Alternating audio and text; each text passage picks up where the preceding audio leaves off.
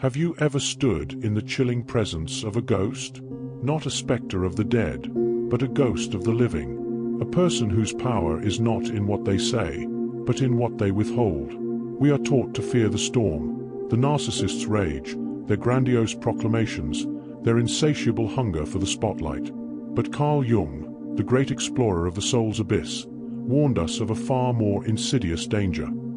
He warned us of the unseen, the unspoken, the void.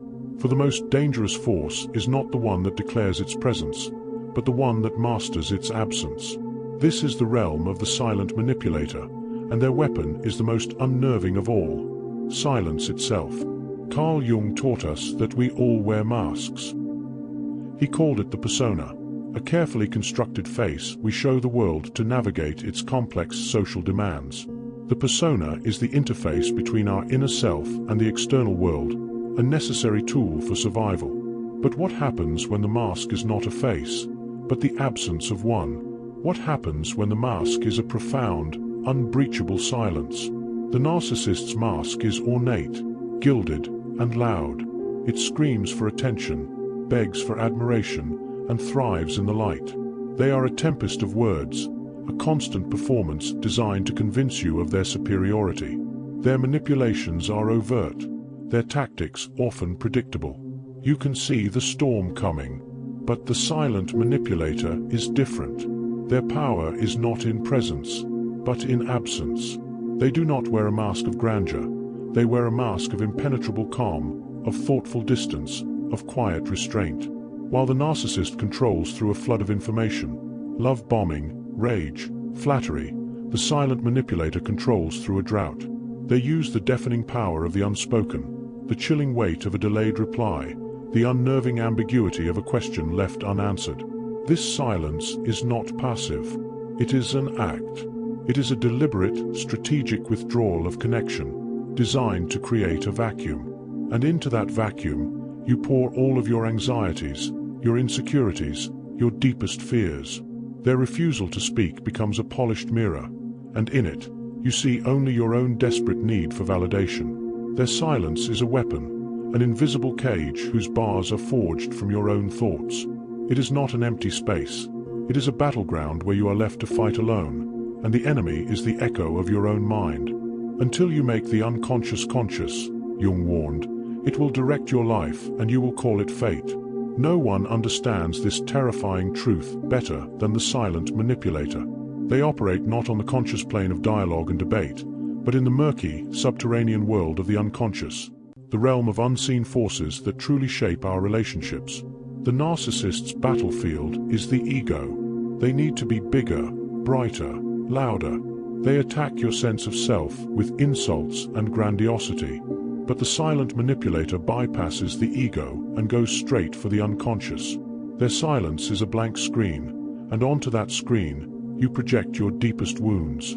Jung called this phenomenon projection, the unconscious act of attributing our own unacknowledged qualities, both good and bad, onto another person.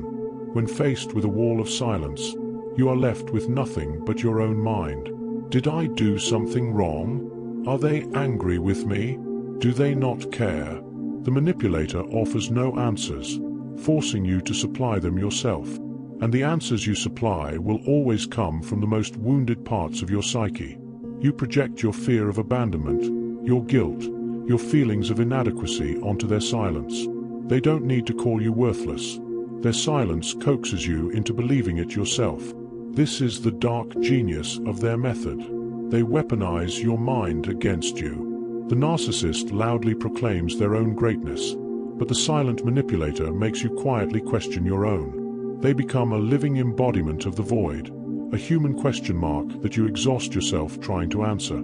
They never have to reveal their own darkness, their own shadow, because they are too busy forcing you to confront yours.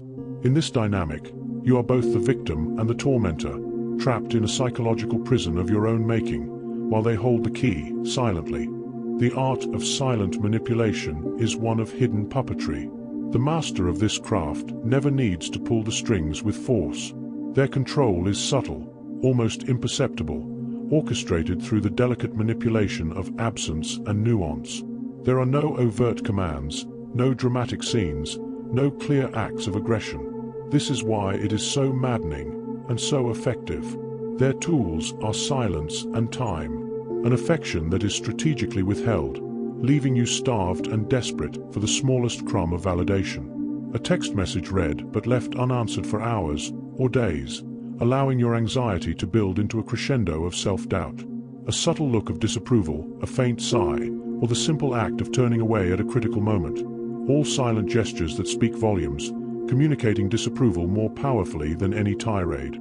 These are not actions, but inactions. And because there is no obvious attack, the victim often doesn't realize they are being controlled. How can you fight a shadow? How can you argue with an echo? You begin to feel as if the problem is you. You become hypervigilant, constantly scanning their micro-expressions, analyzing the duration of their silences, trying to decipher the unwritten code of their behavior. You are being conditioned, slowly and methodically. You learn to avoid topics that might trigger their withdrawal. You learn to preemptively apologize for things you haven't done, just to break the suffocating silence.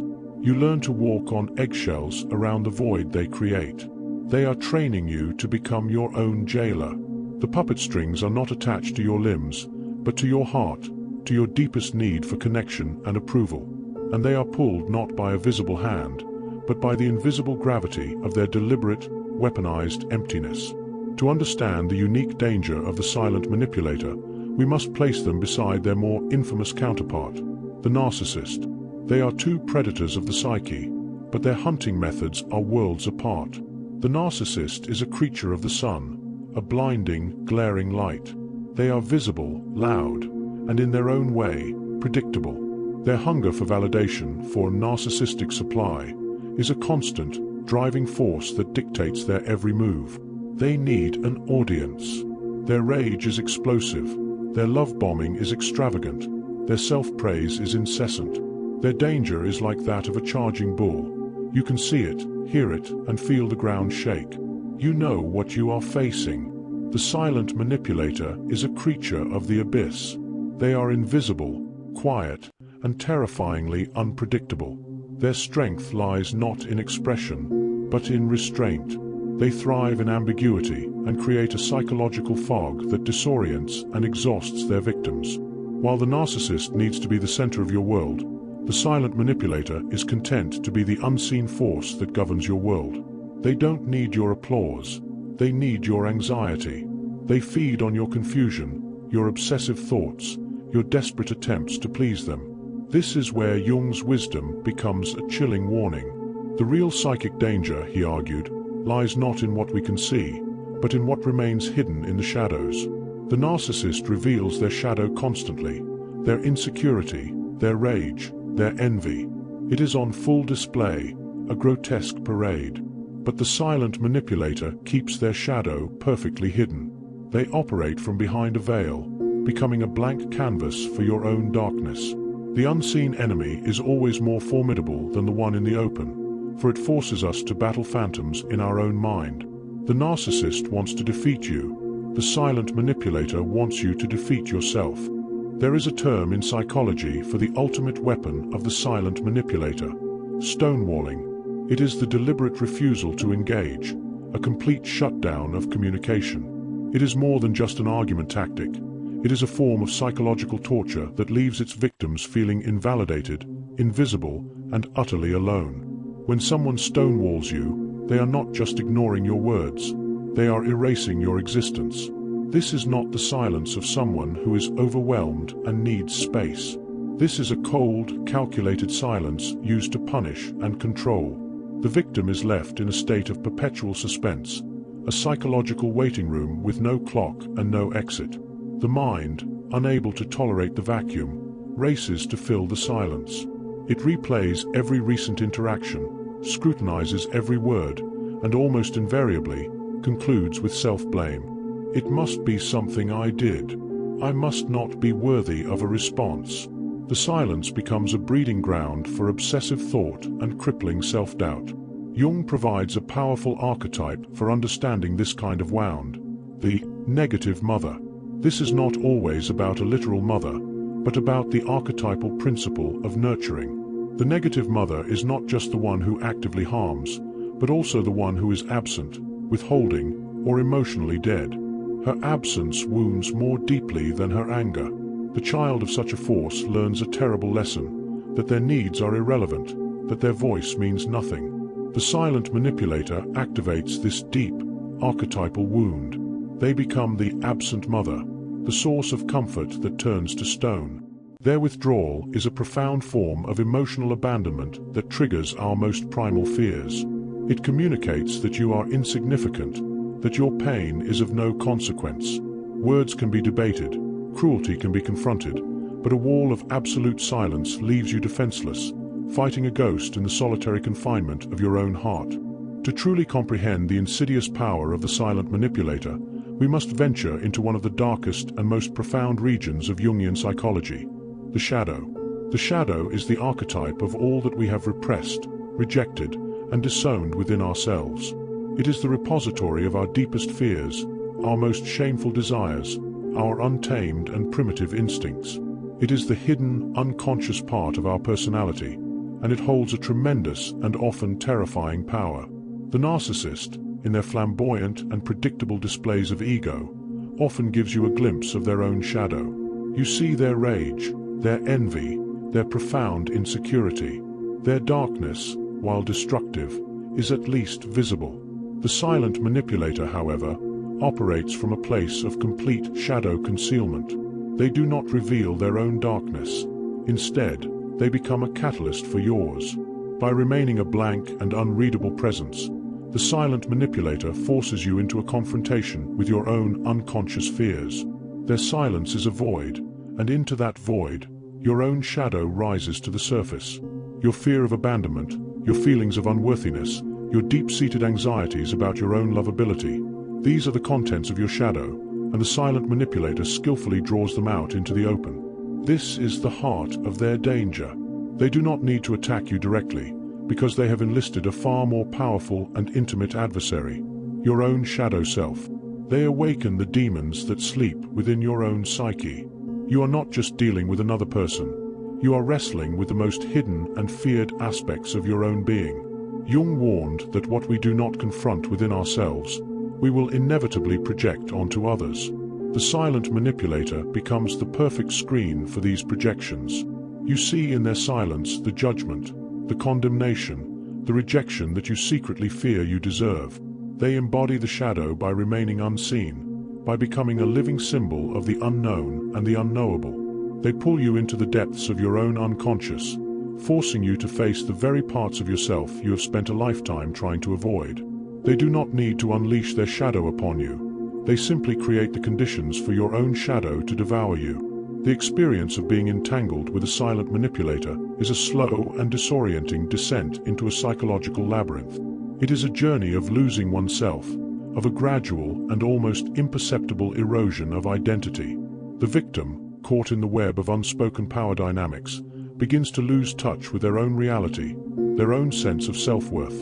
The primary mechanism of this descent is the constant, exhausting guessing game. The manipulator's silence is a riddle with no answer, a code that cannot be cracked. The victim's mind becomes a relentless machine of analysis, replaying conversations, scrutinizing micro-expressions, desperately searching for a clue, a sign, a key to understanding. This inner dialogue never stops. It is a constant, low-level hum of anxiety that underlies every waking moment. In this state of perpetual uncertainty, the victim begins to police themselves. They start to anticipate the manipulator's unspoken needs, to modify their behavior to avoid the punishment of silence. They walk on eggshells, carefully choosing their words, suppressing their own emotions, all in an attempt to maintain a fragile and illusory peace. They are, in effect, offering the manipulator control without them ever having to lift a finger. This is a form of psychological enslavement. The victim becomes a prisoner in a jail of their own making, the bars forged from their own anxieties and self-doubt. They lose the ability to trust their own perceptions, to validate their own feelings. The manipulator's silence becomes the ultimate arbiter of reality. If the manipulator is silent, it must be because the victim has done something wrong.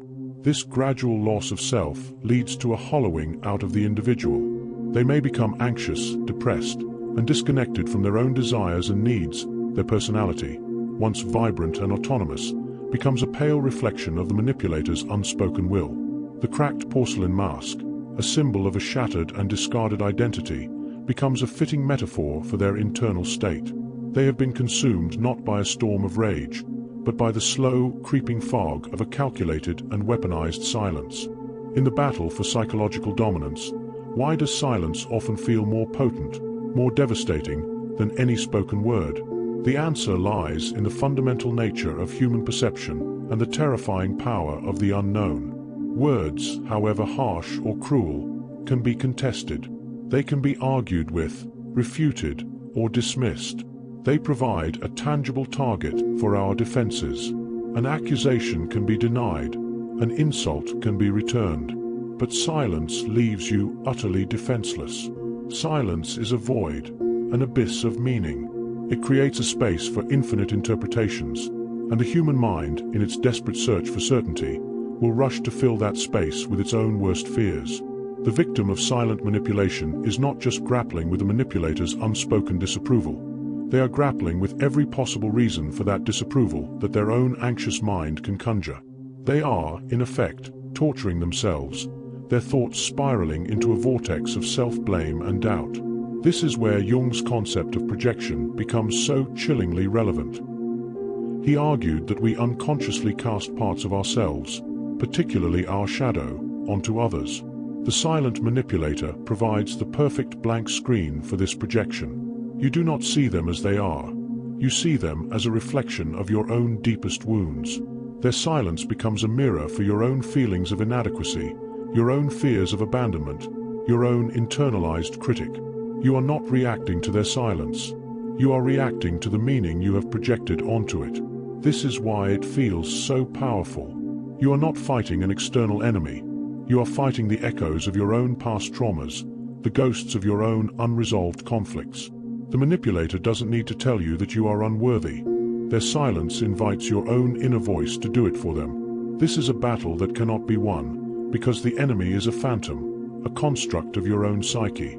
The silence is not a weapon in itself. It is the catalyst that turns your own mind into a weapon against you. It is a quiet, insidious, and profoundly effective form of psychological warfare, one that leaves no visible scars but inflicts the deepest of wounds. Recognizing the silent manipulator is a difficult but essential act of self-preservation. Their tactics are subtle, often deniable, and designed to make you question your own sanity. But there are red flags, subtle signs that, when pieced together, reveal a disturbing pattern of psychological control. The first and most common sign is the strategic use of delayed replies. This is not the occasional forgotten message, but a consistent pattern of leaving you in a state of suspended animation, waiting for a response. It is a way of establishing a power imbalance, of communicating that their time and attention are more valuable than yours. A refusal to answer direct questions is another key indicator. You may ask a simple, straightforward question, only to be met with evasion, a change of subject, or a wall of silence.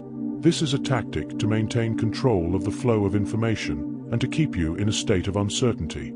Strategic indifference is perhaps their most potent weapon. They will display a pointed lack of interest in things that are important to you. They may greet your achievements with a flat, emotionless response, or show no curiosity about your struggles.